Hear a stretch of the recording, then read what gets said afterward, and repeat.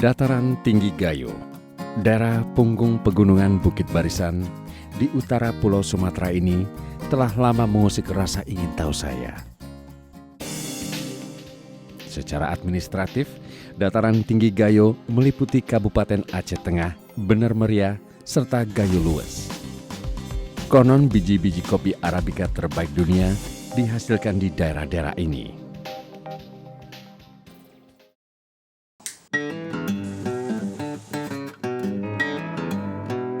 Rencana berkunjung ke Dataran tinggi Gayo sebenarnya telah lama saya susun.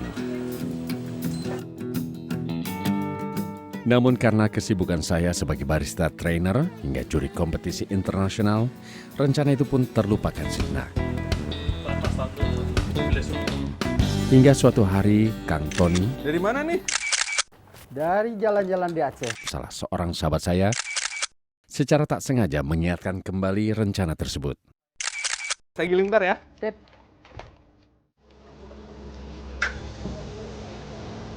Kopi bergendal yang diberikan oleh sahabat saya, Kang Tony, merupakan salah satu produk kopi dari Dataran tinggi Gayo. Saya semakin penasaran, sebenarnya apa yang menyebabkan kopi asal tanah Gayo ini begitu unik? Bodinya kuat serta aroma dan asiditinya sangat baik.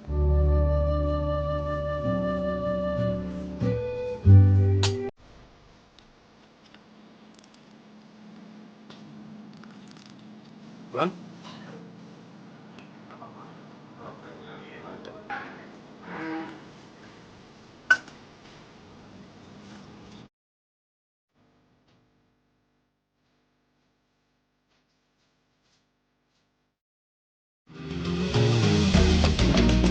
Saya pikir tidak ada salahnya jika saya kembali menjalankan rencana saya. Jadi disinilah saya, 6 jam perjalanan darat dari ibu kota provinsi, Banda Aceh, menuju Redelo, ibu kota dari Kabupaten Bener Meriah.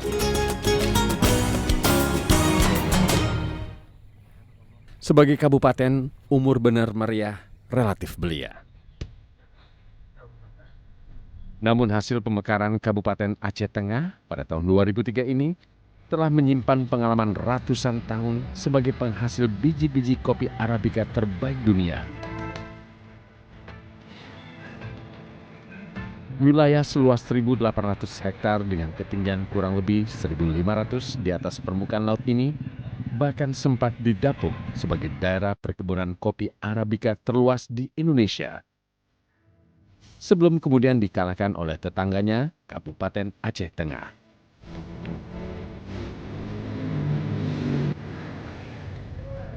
Karenanya tak heran jika mayoritas penduduk Bener Meriah berprofesi sebagai petani kopi. Mamak Iswandi adalah salah satunya. Warga desa Wakpodok Sayur, Kecamatan Bukit, Kabupaten Bener Meriah ini telah puluhan tahun menggantungkan hidup dari kebun kopi, seluas kurang lebih 1 hektar miliknya. Mak Iswandi. Ya, Mak. ya. Ah, di situ, Mak. Heeh. Apa kabar, Mak? Assalamualaikum. Baik. Oh, sehat? Sehat. Wah, lagi penting dapat banyak nih, Mak. Ya, ada lumayan lah. Ada lumayan ya? Heeh, Cantik buahnya merah-merah. Heeh. Udah lama jadi petani kopi, Bu? Sudah. Udah lama? Berapa tahun? Ya, kira-kira 45 tahun lah dari Lebih tua daripada saya. Iyalah.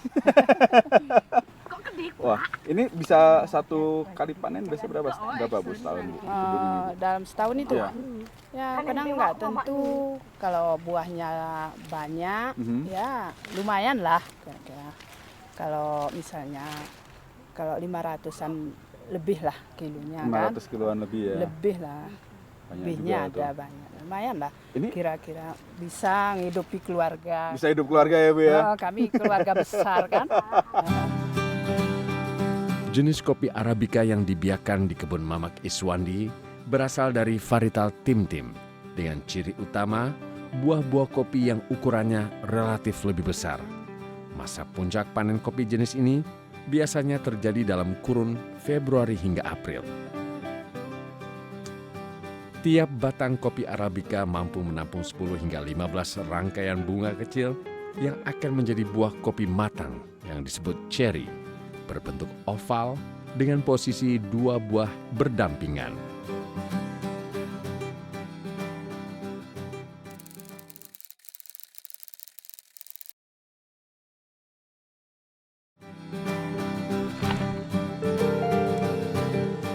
Wah, petikannya udah banyak ya Bu ya? Udah berapa kilo nih Bu? Ya kira-kira 2 kilo lebih lah. 2 kilo lebih ya? Nah, ini kalau kita lihat tidak semua biji ini bisa dipetik. Iya. Kalau kita lihat yang dipetik yang baik itu warnanya merah penuh. Kalau ada yang warnanya agak oranye, yang penting dia sudah rata, sudah bisa dipetik. Nah, kalau saya ambil off kamera dikit, warnanya masih hijau dan merah seperti ini tidak disarankan dipetik, apalagi yang masih hijau. Karena bukan apa-apa, buah yang belum matang itu rasanya pasti nggak akan enak. Tuh. Nah, kalau di dalam biji kalau buah-buah ini tidak kita petik tepat waktu, dia akan menghitam. Saya ikut lihat-lihat ya Bu ya, siapa tahu ada yang hitam ya Bu ya. Ada tuh. Oh, itu udah kering kali. Ini udah kering nih. Mana nih? Ini. Ini lah hitam. Ini udah hitam ya. hitam. Nah, ini sudah hitam ya. Apalagi ini, dia sudah kering di pohon. Saya nggak berani gigit yang ini. Ini saya pecah. Ini baunya sangat-sangat manis. Tapi ada sedikit bau. Rasanya agak asam. Rasanya agak asam dikit, kayak buah terlalu matang ya Bu ya. Iya. Kayak nangka terlalu matang itu kurang enak. Udah kelewat. Udah kelewat. Nah, kalau ini saya gigit. Saya yakin ini enak.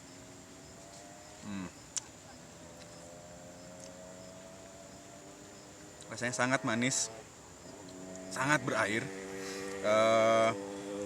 Pantesan luak doyan banget sama kopi yang sudah matang. Awalnya petani Gayo seperti Mamak Iswandi mengolah sendiri biji kopi hasil kebunnya dan menjualnya secara sporadis. Kadang langsung ke pasar, tapi lebih sering lagi ke tengkulak yang gemar mempermainkan harga pasar. Transaksi jual beli hingga jutaan rupiah berlangsung sederhana di sini. Kenalkan, Pak Ujang, tauke atau pengumpul kopi kelompok usaha tani Desa Wakpodok Sayur, Kecamatan Bukit Bener Meriah. Pada musim panen, seminggu 2 hingga 3 kali ia menyambangi rumah warga untuk mengumpulkan buah-buah kopi. Ya, jadi beginilah yang biasa dilakukan di kampung-kampung di Gayo. Proses transaksi antara pemilik kopi dan pengumpul dilakukan di rumah sang pemilik. Jadi pengumpul dia datang dari satu rumah ke rumah, lalu semua ditimbang dengan satuan kaleng ataupun satuan bambu yang bukan dari bambu juga.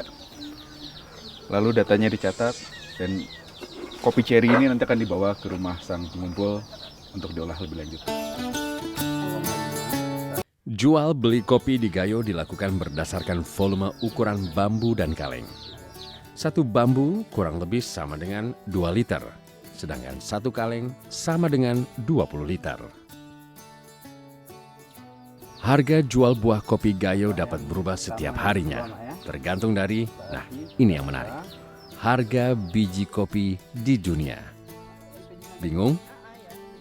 Sistematikanya kira-kira begini. Para petani kopi Gayo seperti Mamak Iswandi tergabung dalam kelompok-kelompok tani di desanya masing-masing. Setiap kelompok tani menunjuk pengumpul kopi yang akan menjual biji kopi gabah ke koperasi-koperasi setempat. Apa itu biji kopi gabah? Nanti saya akan jelaskan lebih lanjut. Setelah itu, koperasi akan menjual ke pengekspor atau justru koperasi tersebutlah yang mengekspor sendiri biji-biji kopinya. Perdagangan kopi Arabica banyak mengacu pada harga pasar terminal New York Board of Trading. Harga kopi Arabica mutu 1 dari Gayo biasanya lebih mahal dari harga New York sekitar 30 hingga 40 sen per pound. Tambahan harga ini disebut dengan istilah premium. Informasi ini kemudian diteruskan dari koperasi ke kelompok tani, selanjutnya ke petani kopi. Namun karena perkembangan teknologi, pertukaran informasi secara ekspres pun dapat terjadi. Petani kopi seperti Mamak Iswandi bisa mengetahui harga kopi dunia melalui internet, koran lokal, hingga SMS dari sesama petani kopi. Jadi kendati tinggal di pelosok Gayo, harga buah kopi Mamang Iswandi tak pernah kurang dari harga kopi dunia. Saya jujur kaget dengan jumlah uang yang keluar dari kantong Pak Ujang. Asli kaget, nggak nyangka bahwa transaksi hari ini aja bisa dengan jumlah yang cukup besar. Asli kaget. Ada lagi yang membuat saya kaget. Kendati melek informasi, nyatanya sistem transaksi para petani kopi Gayo masih amat sederhana. Kopinya 4.385.000 ya Bu ya. Nah, ini Bu ya. Catat di buku, lalu kalau perlu beri tanda bukti pembayaran. Dan tanda bukti pembayarannya cukup secari kertas pembungkus rokok. Saya hanya berdoa, Mamang Iswandi menyimpan bungkus-bungkus rokok tersebut. Mana tahu, sewaktu-waktu ia berminat mengaudit transaksi dagangannya.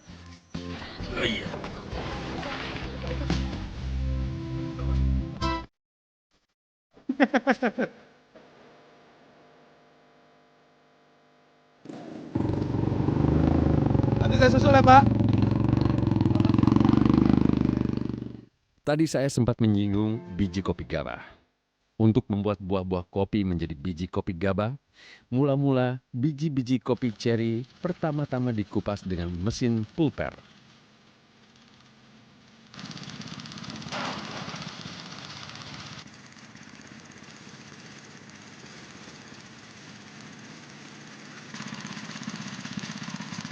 Lalu biji-biji yang telah dikupas kemudian dimasukkan dalam karung, lalu difermentasi atau didiamkan.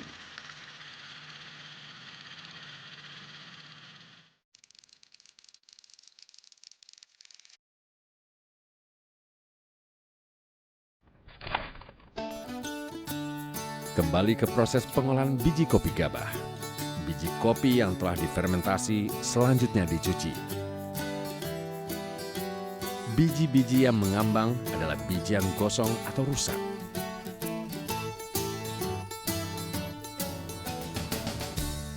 Sementara yang tenggelam menandakan biji yang bagus. Setelah itu, biji kopi dijemur. Biji kopi yang telah kering ini kemudian disebut sebagai biji kopi gabah.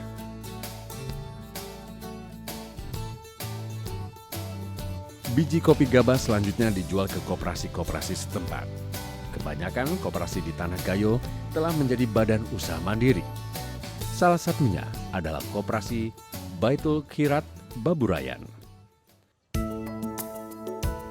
Koperasi yang berdiri sejak tahun 2002 ini telah lama menjadi partner National Cooperative Business Association atau NCBA Amerika Serikat.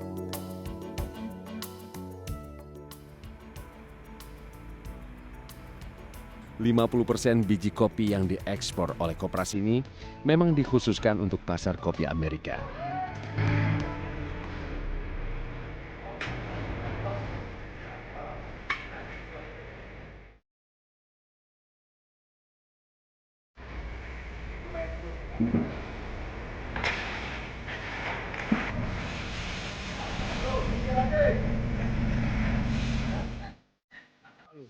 Pak Rizwan Husin, Direktur KBK Baburayan, saat ini telah mengekspor sebanyak 6.367.200 kg biji kopi hijau atau green bean organik ke berbagai negara tujuan. Jadi daerah kalau udah dihuling dia apa Pak? Setelah dihuling tadi kan sudah pisah kulitnya, Ya. kulit gabah dengan kulit biji. Ya. Itu kita jemur. Kita jemur. Kita jemur Wah, dijemurnya di area di sekeliling di area sini. Ada punya berapa luas Pak ini ya Pak? sekitar 3 hektar. 3 hektar. Kita 3 hektar. 3 hektar tuh bisa berapa kilo Pak sekali jemur tuh Pak? Sekitar 500 ton. Banyak ya. Ya. 500 ton gabah ya. 500 ton gabah. Nah, Nah, setelah dijemur diapakan Pak? Setelah jemur, terus kita grader di dalam. Oh, dimasukin ke grader. Masukin grader. Oke, Setelah yaudah kita grader, subton, terus sortir. Terus ya akhirnya kan kita packing. Melalui mesin grading, biji-biji kopi dipisahkan sesuai ukuran. Setelah itu, masuk ke dalam konveyor. Di sanalah pekerjaan sebenarnya dimulai. Para pemilah biji kopi ini bekerja mulai dari jam 10 hingga jam 4 sore dengan waktu istirahat selama 1 jam.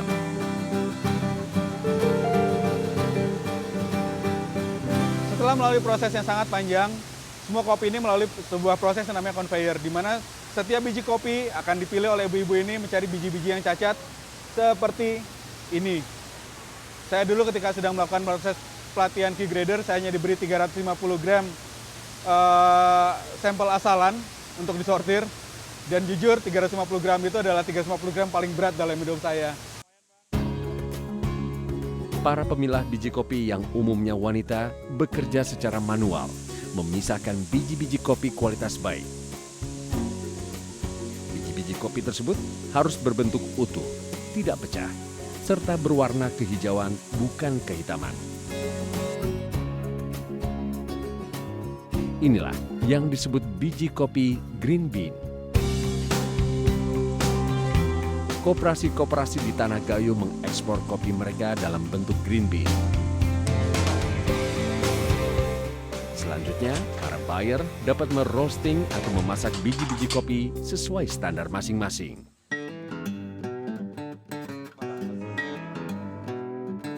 Ada sebuah tahap lagi yang harus dilakukan oleh koperasi-koperasi mandiri. Setelah suatu proses panjang telah kita lihat tadi, sekarang saya berada di cupping station atau cupping lab atau tempat uji cita rasa yang dimiliki oleh Koperasi Permata Gayo. Uji cita rasa adalah suatu langkah yang harus dilakukan untuk mengetahui karakter kopinya seperti apa. Setelah mereka tahu, mereka bisa tahu harga berapa kopi tersebut bisa dijual. Ada beberapa tingkat penyangraian atau roasting biji kopi. Tingkat sangrai rendah atau light roast, tingkat medium, serta tingkat sangrai tinggi atau dark roast. Untuk mendapatkan hasil cita rasa maksimal, maka penyangraian dihentikan pada tingkat medium.